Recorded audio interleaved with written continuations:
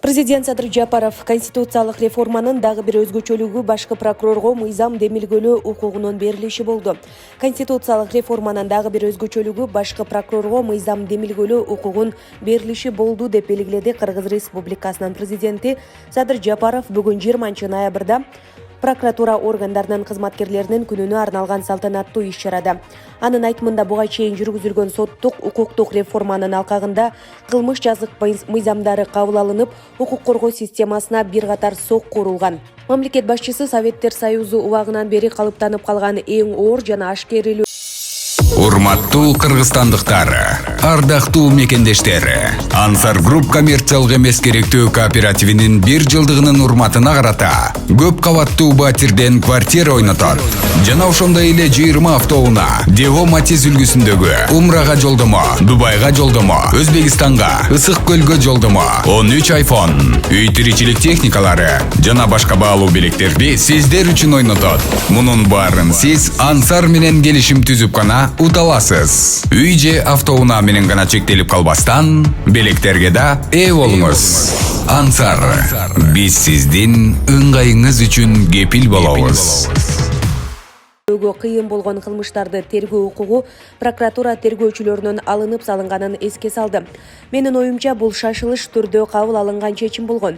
Анткени прокуратуранын тергөөчүлөрү ар дайым сапаттуу тергөөнүн үлгүсү болуп келген.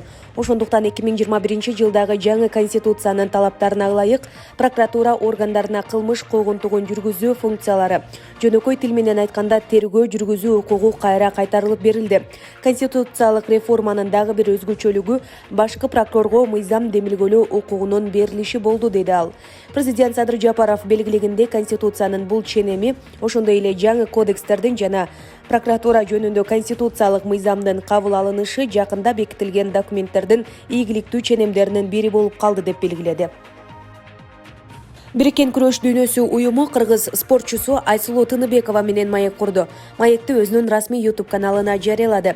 Анын 12 мүнөткө чукул видео маегинде Тыныбекова өзү туурасында жана ички сезимдери менен бөлүшкөн. Күрөш спортунда жүргөндө жашоомду, жаштыгымды жоготуп жаткандай сезиле берчү, эмнегедир жеңилүү ызаларын тартып калган учурлардан кийин менден мыкты спортсмен чыкпайт деп дагы ойлойт элем.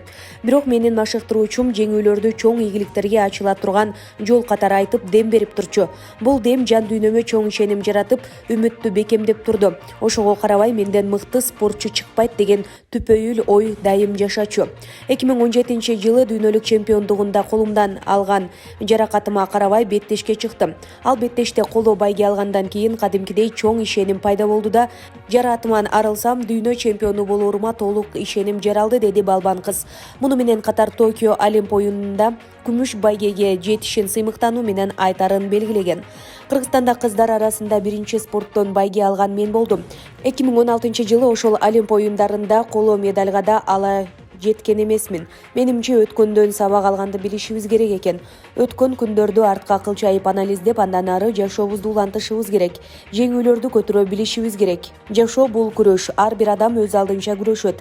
Олимп оюндарында алтын албай калгандагы сезимдеримди ошол эле күнү жок кылдым.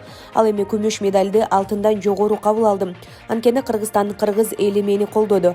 Кайсыл жерде канчачы орун алсаң да адам бойдон калышың керек. Мен ойлогондон да абдан чоң колдоо таптым. Чынында оюндун алдында алтын медаль алам деп ишенгем. Алтын медальды багындырган соң спорттук карьерамды жыйынтыктап турмушка чыгып, өзүмдүн жеке иштерим менен алек болоюн дегем.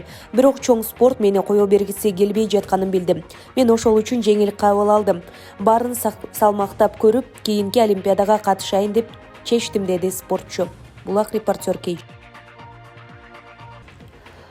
Ош шаарында жол кырсыктарынан каза болгондорду эскерүү күнүнө карата иш-чара өткөрүлдү. Шаардык милициянын кайгылуу кызмат бөлүмү тарабынан атайын иш-чара уюштурулду. Анда Ош шаарындагы маршруттук каттамдарынын айдоочулары, автомектепте билим алып жаткан курсанттар жана Ош техникалык университетинин студенттери менен жолугушуу, жол кыймылынын эрежелери, өлкө аймагында болуп жаткан жол унаа кырсыктары, анын кесепеттери жана алардын келип чыккан негизги себептери туурасында кыскача маалымат берилди. Иш-чаранын негизги Бирги максаты жол унаа кырсыктарынан каза болгон жарандарды эскерүү менен биргеликте мындан ары оор кесепеттер жана өлүм менен коштолгон жол кырсыктарын алдын алуу болуп саналат. Акыркы 10 ай ичинде Ош шаарынын аймагында 469 жол кырсыгы катталып, 632 адам ар кандай жарааттарды алышса, 17 адам каза болгон деп айтылат билдирүүдө. Бириккен Улуттар уюмунун башкы ассамблеясынын 2005 жылдын 26 октябрындагы резолюциясына ылайык жыл сайын ноябрь айынын 3 ишемби күнү дүйнөлүк жол унаа кырсыгынан каза болгондорду эскерүү күнү болуп белгиленип келет. Булак суперкейчи.